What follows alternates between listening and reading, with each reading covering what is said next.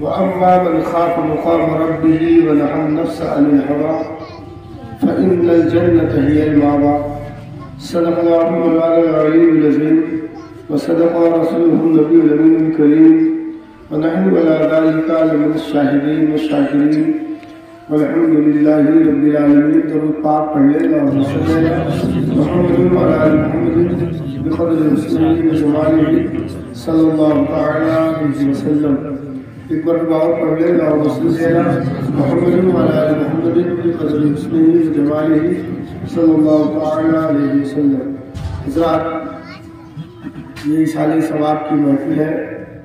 سب سے پہلے میں دعا کرتا ہوں جس کے لیے اس محفل کا انعقاد ہوا ہے، اللہ رب العزت ان کے گناہوں کو معاف فرمائے اور ان کے قبر کو اپنے مصطفیٰ کی نور کی تجلی سے معمور فرمائے. حضرات، یہ ماہ مقدس رجب شریف کا ہے جس کی آج دوسری تاریخ ہے.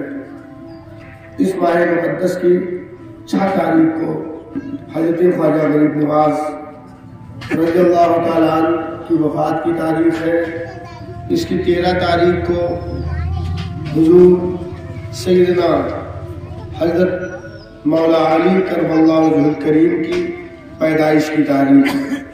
اس کی 14 تاریخ کو مجاہد وقت حضور سیدنا سالار مسعود غازی رحمۃ اللہ تعالیٰ علیہ کی شہادت کی تاریخ ہے. اس کی 22 تاریخ کو حضرت امام جعفر صادق رضی اللہ تعالیٰ عنہ کے نام سے نظر دلائی جاتی ہے. اس کی 27ویں شب کو رسول کائنات علیہ التحیۃ والتسلیم کو معراج ہوئی. یہ ایسا بابرکت اور مقدس مہینہ ہے جس مہینے میں ہمیں آپ کو چاہیے کثرت کے ساتھ ذکر کریں اور اپنے بزرگوں کو یاد کریں. اس کا ہمیں دنیا اور آخرت میں ضرور صلہ ملے گا. حضرت خواجہ غریب نواز کی تاریخ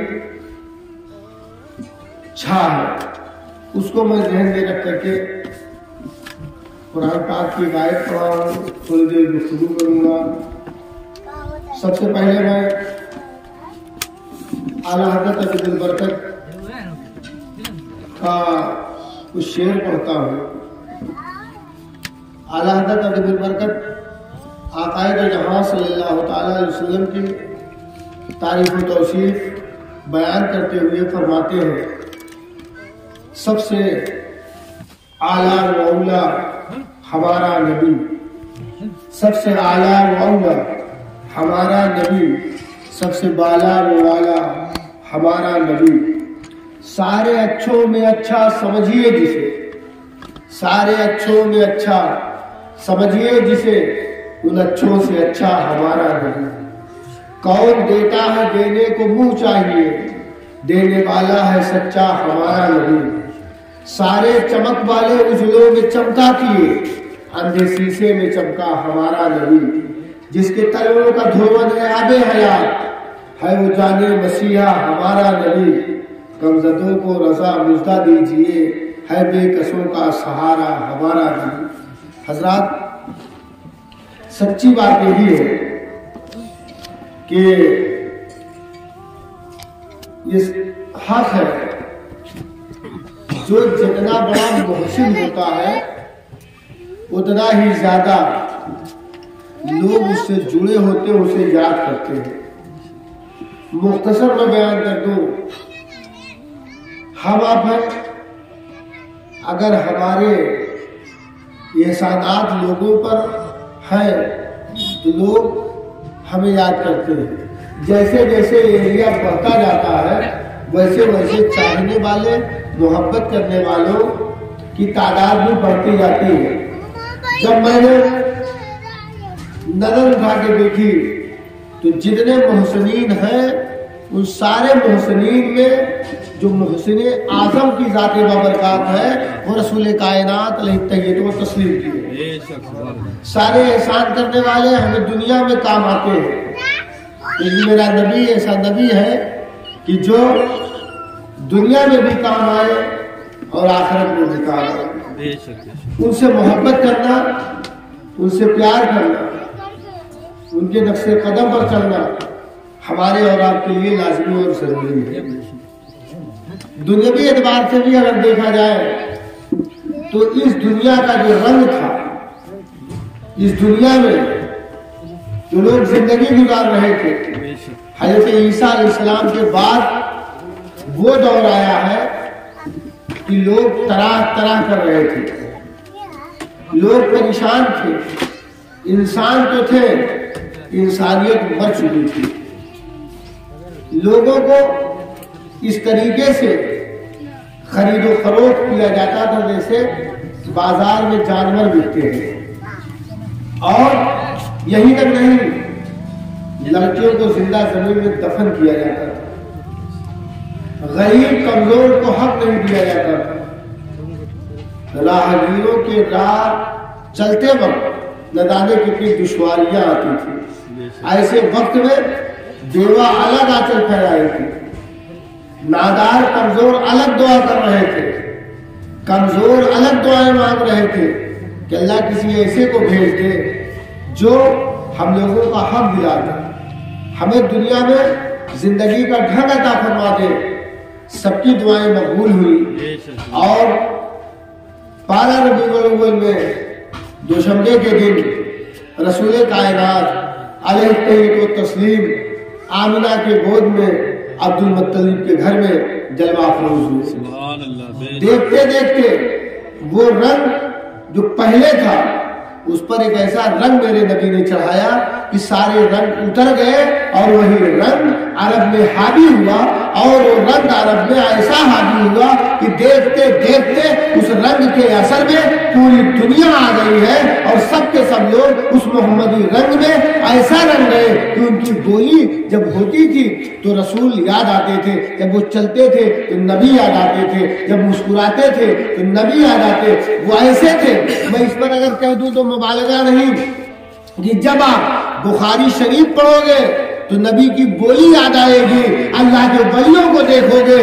تو نبی کا بولنا یاد آئے گا، نبی کا مسکرانا یاد آئے گا، نبی کا چلنا یاد آئے گا۔ اللہ کے جو محبوب ہیں وہ نبی پاک کے عکس ہیں، آئینہ ہے، جب ان کو دیکھو تو رسول اللہ کی سیرت نظر آتی ہے۔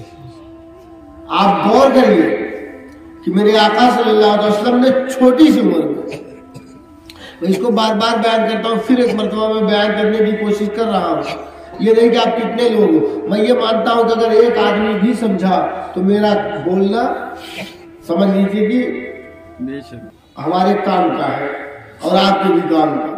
آقا تو دیکھیے، نماز، عبادت، روزہ یہ فرض ہے، اس کو اگر آپ نہیں کرتے تو آپ گنہگار ہیں، گرفت ہوگی، لیکن اس کے ساتھ ساتھ اللہ نے اپنے حقوق کے ساتھ ساتھ بندوں کے بھی حق دیے ہیں۔ اگر بندوں کا بھی حق نہ ادا کیا گیا تب بھی قیامت میں ہماری گرفت ہوگی، تب بھی ہم پکڑے جائیں گے۔ اگر کوئی کھلم کھلا گناہ کر رہا ہے جس کی خبر ہے، اگر آپ اس وقت خاموش رہے تو قیامت کے دن ضرور گرفت ہوگی۔ عالم کی گرفت اس لیے ہوگی کہ وہ بولا کیوں نہیں، طاقتور لوگوں اور سرمایہ داروں کی اس لیے گرفت ہوگی کہ یہ طاقت جو تھا اس نے منع کیوں نہیں کیا۔ جیسے یہ کہہ دینا جاؤ یہ کر رہا ہے، یہ سمجھے میں کیا کروں گا، یہ کہنے سے کام نہیں چلے گا، یہاں تو ہم بچ جائیں گے لیکن قیامت میں ضرور گرفت ہوگی۔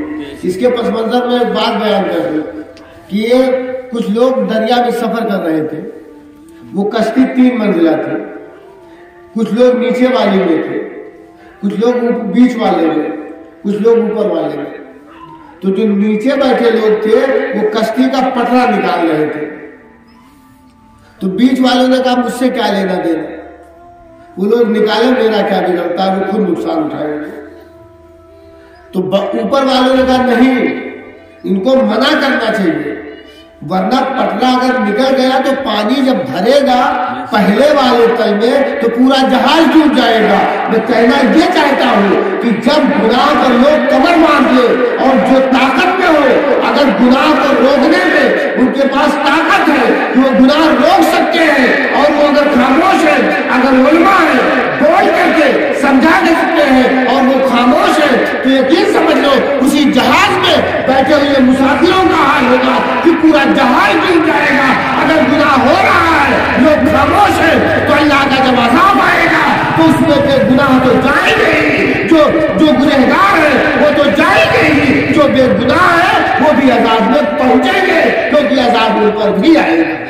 میرے نبی نے فرمایا کہ اگر آپ کو طاقت ہے منع کرنے کی تو منع کرو، اگر نہیں طاقت ہے تو اس علاقے سے ہجرت کر جاؤ، وہ علاقہ ہی چھوڑ دو جہاں لوگ تمہاری بات نہیں مانتے۔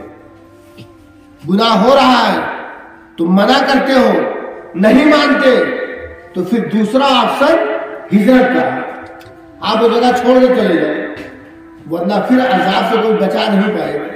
میں ایک واقعہ پڑھ رہا تھا اسی ضمن میں کہ جب عراق کی تباہی کا وقت آیا ہے تو اس جگہ پر ایک بہت بڑے اللہ کے محبوب تھے، احمد جان رحمۃ اللہ علیہ، بہت بڑے اللہ کے پیارے بندے تھے۔ معلوم ہے جب اس پر چڑھائی ہونے لگی تو لوگ آئے دوڑ کر کے، حضرت ایک مرتبہ چانس دے دو، آپ اللہ سے دعا کر دو کہ عذاب ٹل جائے، اس ظالم بادشاہ سے نجات مل جائے، ہم لوگ مارے نہ جائیں۔ احمد جان رحمۃ اللہ علیہ نے اپنا کٹورا جس میں وہ کھانا کھاتے تھے اس کٹورا کو پکڑ دیا، کہا جاؤ میں نے عراق کو چھپا لیا۔ فوجیں آئی واپس چلی گئی، دوسری مرتبہ جب وہ فوجیں واپس گئی پھر وہی ڈھرا پکڑ لیا لوگوں نے، شراب پینا، گناہ کرنا۔ پھر اس کے بعد دوسری مرتبہ جب فوجیں آئی تب پھر یہ لوگ آئے، ایک مرتبہ اور چانس دے دو، حضرت نے پھر وہی الٹا کر دیا اور کہا جاؤ میں نے عراق کو چھپا لیا۔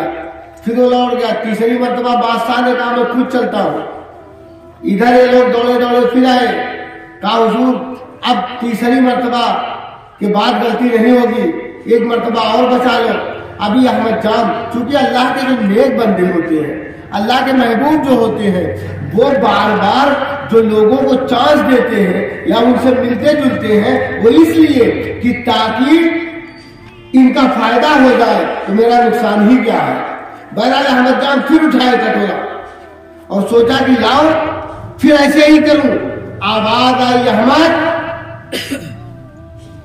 میں نے تیرا خیال 3 مرتبہ کر لیا، اب نہیں، اگر تجھ کو ان سے بہت محبت ہے تو تو بھی کفن بند کے مرنے کے لیے تیار ہو جا۔ اور آج بھی وہی حالت ہے۔ ابھی آپ کورونا پیریڈ میں دیکھو یا کوئی ایسی پریشانیاں آتی ہیں تب نمازی دیکھو، عبادت گزار دیکھو، تلاوت کرنے والوں کو دیکھو۔ میں نے تو کورونا پیریڈ میں دیکھا جتنا مولویوں کو گالی ملی مجھے لگتا ہے کسی کو نہ ملی ہوگی۔ جو ایک دم نمازی نہیں تھا جب کہا گیا کہ مسجد مت آؤ تو زبردستی جا کے دروازہ کھلواتے تھے، لگتا تھا بڑے پکے نمازی، جبکہ آپشن موجود ہے، گھر میں نماز پڑھنے کا آپشن موجود ہے۔ پچھلی امتوں میں تو صرف مسجد ہی میں نماز ہوتی تھی، یہ میرے نبی کی خصوصیت ہے۔ پچھلے نبیوں کے یہاں تم چاہے جہاں رہو تمہیں مسجد میں نماز کے لیے جانا ہے، لیکن میرے نبی کا کرم ہے، میرے نبی نے کہا کہ اللہ نے میری امت کے لیے ساری زمین کو مسجد بنا دیا ہے، جہاں چاہے وہ نماز پڑھے اس کا سجدہ قبول ہوگا۔ لیکن اس کے بعد بھی تو دیکھا گیا وہ بات کہتے تھے، کیسا ہے کہ ہمیں مولانا لوگوں سے زیادہ ڈرپوک میں نے نہیں دیکھا۔ مجھ سے کئی لوگوں نے کہا کہ آپ لوگ کتنا ڈرتے ہو، کیوں نماز نہیں پڑھنے دیتے؟ میں نے کہا نماز پڑھنے سے کون روکتا ہے؟ جس ملک میں ہو اس کو آرڈر بھی فالو کرنا لازمی اور ضروری ہے، اس لیے گھر میں پڑھ لو۔ اور جیسے کورونا ختم اب ہم لوگ نمازی ڈھونڈتے ہیں، وہ چاہے چھتنا مسجد کے امام ہو چاہے جہاں کے نمازی، جو اللہ جانے کہاں غائب ہو گئے۔ کورونا میں تو تھے، اب ان کو ڈھونڈنے کی ضرورت آتی ہے، گئے کہاں؟ جو جمعے میں دکھتے ہیں وہ پنج وقتہ میں کیوں نہیں دکھتے؟ جمعہ اگر فرض ہے تو پنج وقتہ بھی تو فرض ہے، کیوں نہیں پڑھتے؟ یہ ہماری تباہی کا پیش خیمہ ہے جو ہم گناہوں میں کمر بستہ ہے، اس لیے ہمیں گناہوں سے توبہ کرنی چاہیے۔ اور جو لوگ نیک ہیں ان کی ذمہ داری ہے کہ وہ ان لوگوں کو آمادہ کریں کہ غلطیوں سے باز رہیں، جہاں تک کوشش ہو سکے اس میں ضرور کوشش کرنی چاہیے، وہ چاہے عبادت کے لیے یا ساماجک چیزوں کے لیے، اس پر بھی اللہ کے نبی نے بہت حق دیا ہے۔ میں آپ کو بتاؤں پہلا کام ہے، لوگ بیٹھے آپ ان سے پوچھنا، اگر آپ پڑھے لکھے تو آپ بھی جانتے ہوں گے، میرے نبی صلی اللہ علیہ وسلم ابھی بہت عمر کے نہیں تھے، لیکن جب آپ کھولی سماج دیکھا، نبی نبی ہوتا ہے۔ آپ اپنی چھوٹی سی عمر میں جب سماج میں دیکھتے ہیں تو برائیاں پھیلی ہوئی تھی، زیادتیاں ہو رہی تھی، میرے آقا صلی اللہ علیہ وسلم نے اس وقت ایک تنظیم بنائی، اور کہا اس تنظیم کا مقصد صرف اور صرف یہ ہوگا کہ اس کی موجودگی میں کسی پر ظلم نہیں ہوگا، کسی پر زیادتی نہیں ہوگی، وہ کسی بھی ذات برادری کا۔ اور یہی تنظیم انٹرنیشنل مارکیٹ مکہ میں آنے والے بزنس مینوں کو ساری سہولتیں فراہم کرائے گی۔ آقا تو جہاں آج کل تو بھی کمیٹی بنتی ہے، ایسا نہیں ہے، لیکن ہمارے جو بڑے بزرگ لوگ ہیں جانتے ہیں یہاں کمیٹی بنتی ہے، کتنی کمیٹی کی تو زندگی 24 گھنٹہ ہی نہیں ہوتی، 24 گھنٹے ہی میں بیچاری مر جاتی ہے، کتنی کمیٹیاں مہینہ 2 مہینہ چلتی ہیں، مر جاتی ہیں، وہ چل ہی نہیں پاتی ہیں، نہ جانے کون لوگ چلنے نہیں دیتے۔ اگر کسی کے فلاح کے لیے کوئی کام کرو تو لوگ فلاح کا کام ہوتا تو ہے، لیکن کچھ ایسے لوگ ہیں جس میں ٹانگ اڑا کر کے اس کو بھی ختم کرتے ہیں۔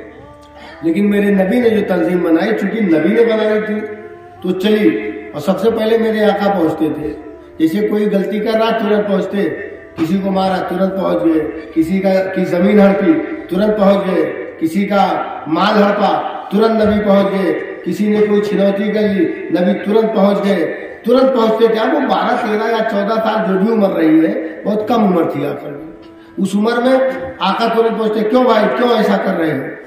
تو ایک مرتبہ تو لوگ سوچتے کہ لاؤ دھکا دے دوں اس چھوٹے سے بچے کو، لیکن جب دھکے کے لیے ہاتھ بڑھاتے تو پیچھے عبد المطلب کھڑے نظر آتے، پیچھے ابو طالب کھڑے نظر آتے، پیچھے بوڑھا قریش کھڑا نظر آتا، پیچھے بوڑھا بنو ہاشم کھڑا نظر آتا۔ اس بچے کو دھکا دینے کا مطلب بنو ہاشم کو دھکا دینا ہے، قریش کو دھکا دینا ہے، ابو طالب کو دھکا دینا ہے۔ لوگ ڈر جاتے اور اس گناہ سے پیچھے ہٹ جاتے، ظلم کرنے سے، زیادتی کرنے سے۔ دیکھتے دیکھتے محمد عربی کے اس سیرت کو اتنا سراہا گیا کہ میرے نبی کو بحیثیت انسان اس دنیا میں نمبر 1 کا مانا جانے، وہ چھوٹے سے رسالت، عظمت مصطفیٰ، شان مصطفیٰ، اہل سنت، نعرہ تکبیر، نعرہ رسالت۔ اسی لیے ایسے کام کرنے کے لیے ایسے لوگوں کی ضرورت ہوتی ہے۔ آقا صلی اللہ علیہ وسلم کو میں نے دیکھا کہ جب آپ مکے کی مارکیٹ میں ہوتے، لوگوں کو اتنا سہولت پہنچایا بازار میں آنے والوں کے لیے، تاجروں کو، بزنس مین کو، کہ لوگ پوچھنے لگے بھائی یہ کس کے گھر کا لڑکا ہے، یہ کس کے گھر کا لڑکا ہے؟ لوگ بتاتے ہیں ابو طالب کا بھتیجا ہے، عبداللہ کا بیٹا ہے، ان کے والد انتقال کر گئے، ان کی اماں انتقال کر گئے، لیکن یہ ہے تو بڑے بڑے، بہت بڑے ہیں۔ اسے کیا معلوم تھا بڑے تو اللہ نے بنا کے بھیجا، یہ تو نبی ہے، لیکن بحیثیت انسان بھی اتنے اچھے ہو گئے، لوگوں نے ان کو دیکھ لیا اور لوگوں نے سمجھا کہ ایسا ہے۔ میرے نبی جو اس عمر میں بتانا چاہتے تھے وہ یہی بتانا چاہتے تھے۔ میرے آقا صلی اللہ علیہ وسلم جو اس چیز جو گرانی چل رہی ہے، میں سمجھتا ہوں کہ ڈاکٹر وہی اچھا ہے جیسی بیماری ہو ویسا علاج ہو۔ اگر بیماری بخار کی ہے تو مجھے لگتا ہے کہ بخار ہی کی دوا دی جائے، اگر بیماری آدمی کو دما کی ہے تو دوا دما کا دیا جائے، تب تو بہتر ہے۔ لیکن پتہ چلے کہ بیماری چاہے جو دوا یہ تو یہ کام نہیں، وہ تو صرف نبی کا کرم تھا کہ ایک تھوک مبارک سے ہر علاج کر دیا۔ میں آپ کو جو بتانا چاہ رہا ہوں، میرے آقا نے جہاں عبادت پر لوگوں کو آمادہ کیا ہے، وہیں سماج سے جڑی زندگیاں جب تباہ ہو رہی ہو، اس پر بھی میرے نبی نے بہت زیادہ زور دیا ہے کہ اس پر بھی غور و فکر کیا جائے اور اس پر عمل کیا جائے۔ آج کے اس دور میں مجھے لگتا ہے کہ بیماریاں تو بہت ہیں، لیکن 2-4 بیماری مجھے لگتا ہے شوگر سے زیادہ بھی خطرناک ہے۔ اس کو لوگ کر رہے ہیں اور وہ گناہ کرتے وقت فخر محسوس کرتے ہیں، گناہ کرتے ہیں لیکن گناہ سمجھتے نہیں۔ گناہ کرنا اور بات ہے، احساس گناہ ختم ہو جانا اور بات ہے۔ کچھ ایسے گناہ ہیں جس کو ہم گناہ سمجھتے ہی نہیں، فخر کے طور پر کر رہے ہیں۔ تو ہمیں چاہیے کہ اس پر جو بھی ذی اثر لوگ ہیں ان کی ذمہ داری بنتی ہے کہ اس ذی اثر لوگ اس پر پابندی لگائیں یا کوشش کریں کہ وہ چیز کم ہو. جانتے ہو کون سی چیز ہے جس پر ذی اثر لوگ بالکل خاموش ہیں؟ وہ جانتے ہو، وہ میں بہت ساری بیماریاں، 2 بیماریوں کا نام لیتا ہوں. ایک شادی سے جڑی ہے، ایک شادی سے جڑی ہے، اور دوسری بیماری جو ہے وہ راستے سے جڑی ہے. یہ 2 بیماریاں اتنی خطرناک ہو گئی ہیں جس کو لوگوں نے بیماری سمجھا ہی نہیں اور فخر کے ساتھ کرتے ہیں. میرے آقا صلی اللہ علیہ وسلم نے، میں ایک مرتبہ اور بیان کیا تھا کہ میرے آقا نے فرمایا کہ تم نکاح سستا کرو، لیکن آج دن بہ دن نکاح مہنگا ہوتا جا رہا ہے. پان لگانے والا لڑکا بھی مطالبے میں موٹر سائیکل مانگتا ہے، چاہے تیل بھرانے کا پیسہ ہو یا نہ ہو، اس کو جہیز چاہیے. میرے نبی صلی اللہ علیہ وسلم نے فرمایا نکاح سستا کرو. نکاح جب سستا ہوگا تو ہر امیر غریب لڑکی کا نکاح ہو جائے گا. اور اگر اس منحوس رسم جہیز کی وجہ سے سماج میں ایک بھی لڑکی بغیر شادی کے رہ گئی تو قسم خدا کی نہ عالم بخشے جائیں گے نہ تو ذی اثر لوگ بخشے جائیں گے. خدا پوچھے گا، مصطفیٰ پوچھیں گے کہ بول تیری موجودگی میں تو بڑی بڑی تقریریں کرتا تھا، بڑی بڑی چیزیں مارتا تھا، جہیز کی منحوس رسم کی وجہ سے ایک لڑکی زندہ جل گئی، تو کیا کر رہا تھا؟ جو مالدار ہے ان سے پوچھا جائے گا ایک لڑکی زندہ جل گئی، تو کیا کر رہا تھا؟ اس منحوس رسم پر محمد کے قدم پر کر کر کے تو نے لگام کیوں نہیں لگایا؟ لوگوں کو منع کیوں نہیں کیا؟ سچ یہی ہے کہ علماء کی بھی ذمہ داری ہے کہ اپنے تقریر سے روکیں. ذی اثر سرمایہ دار کی یہ ذمہ داری ہے کہ خود بھی جہیز سے بچائیں اور لوگوں کو جہیز سے بچانے کی کوشش کریں، ورنہ یہ رسم ایسی بڑھ رہی ہے کہ مجھے لگتا ہے جو بیماری نبی ختم کرنے آئے تھے وہی بیماری دوبارہ پھیل رہی ہے. آقا جب آئے تو لڑکیاں زندہ زمین میں دفن ہو رہی تھی کہ موچ نیچی نہ ہو جائے. آواز لڑکیاں نہ جانے کتنی بیٹھی ہیں، کتنی چل جاتی ہوں گی، کتنوں کا دل چل رہا ہوگا، کتنوں کا وجود خاک میں مل رہا ہوگا، کتنی زندہ تو ہے لیکن لاش بن چکی ہے، کتنی ایسی لڑکیاں ہیں جو زندہ تو ہے لیکن لاش ہو چکی ہے. احساس ہوا، ختم ہوا، وہ ایک دم سے کیسی کیسی باتیں آپ کو سننی پڑی ہوگی، نہ جانے کیسے کیسے ماحول سے گزرنا پڑے ہوگا، نہ جانے کیسے حالات بنے ہوں گے. دن میں پتا نہیں کچھ کھایا پیا تھا کہ نہیں. شام کو آئے اگر میں ترنت بتا دیتی تو رات میں بھی نہ کھاتے آپ، پورا دن پریشان تھے، رات میں پریشان ہوتے. اس لیے میں سوچا کہ بیٹا تو مر ہی گیا ہے، کم سے کم شوہر میرا خوش رہے، اللہ دوسری اولاد دے گا. جب نبی سے جا کے ان صحابی نے بتایا تو میرے نبی نے کہا اس عورت کے اس استقامت اور شوہر کی خوشنودی کی وجہ سے میں تجھ کو 7 بیٹوں کی بشارت دیتا ہوں. اللہ تجھ کو اس کے بدلے میں 7 بیٹے عطا فرمائے. جانتے ہو یہ سب چیزیں کب ہوں گی؟ جب یہ نوجوان لڑکے آگے بڑھ کر کے کہیں گے مجھ کو جہیز نہیں چاہیے، بس لڑکی پڑھی لکھی چاہیے، لڑکی سمجھدار چاہیے. تو جیسے آج جہیز کا انتظام لوگ کئی سال سے کرنے لگتے ہیں، لڑکی پیدا ہونے کے بعد ہی کرنے لگتے ہیں. اگر نوجوان لڑکے چاہیں تو ان کے والدین جن کے ہر لڑکیاں ہیں وہ اپنے لڑکی کو ایسے تیار کریں گے جیسے رسول اللہ نے فرمایا ہے. اس لیے میری گزارش ہے کہ اس پر بھی زور دیں، عبادت کریں، نماز پڑھیں، لیکن یہ سماج کی ایک ایسی منحوس رسم پھیلی ہے جس کی وجہ سے بڑی دقتیں آ رہی ہیں. دوسری چیز یہ کہ میرے آقا نے فرمایا کہ تم راستے کو کشادہ کرو، راستوں کو کشادہ کرو. جو لوگ راستے تنگ کرتے ہیں ان کی نسلیں تنگ کر دی جاتی ہیں. اس لیے راستے کو کشادہ کرنے کے لیے میرے نبی نے فرمایا. ایک آدمی راستہ چل رہا تھا، راستے میں کنکر پڑا تھا، اس نے اس لیے ہٹا دیا کہ اگر راہ چلتے وقت کسی کو ٹھوکر لگ جائے گی تو اس کو نقصان پہنچ سکتا ہے، لاؤ راستے سے ہٹا دو اس کو.